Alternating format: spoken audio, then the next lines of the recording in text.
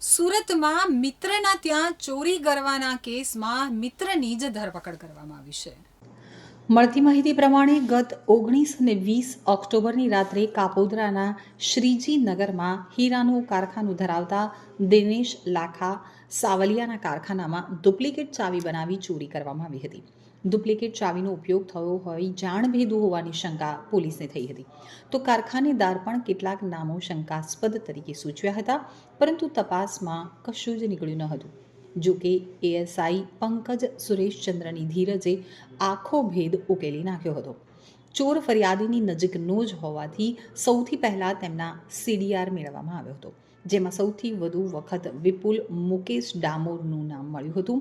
ફરિયાદીના કારખાનેથી થોડેક દૂર આવેલા કારખાનામાં વિપુલ નોકરી કરતો હોવાનું બહાર આવ્યું હતું. વિપુલના ચોરીના સમયગાળા દરમિયાન તેના વતન દાહોદ હોવાનું જણાઈ આવ્યું હતું. તેનું સીડીઆર મેળવવામાં ચોરીના પહેલા 2 અને પછીના 2 દિવસ તેનું લોકેશન ગોધરા હતું, પરંતુ ચોરી થઈ તેના બપોર બાદ તેનો ફોન બંધ થઈ ગયો. આ ફોન કામરેજથી બંધ થયો અને 9 કલાક સુધી તે ફોન પરત કામ પર ચાલુ થયો ન હતો. કશું ખોટું કરવામાં આવે ત્યારે ગુનેગારો દ્વારા આચરવામાં આવતો કિમિયો પોલીસથી અજાણ ન હોય તે વિપુલને ઉંચકી લાવવામાં આવ્યો.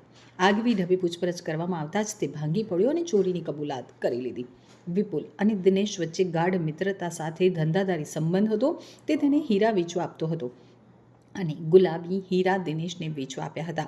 તો 75,000નો ભાવ કીધો હતો. તે વખતે આ હીરા 25,000ના જ હોવાનું કહી પરત આપી દેતા વિપુલે સબક શીખવવા ચોરીનો પ્લાન બનાવી ગુપચુપ ડુપ્લિકેટ ચાવી બનાવી હતી.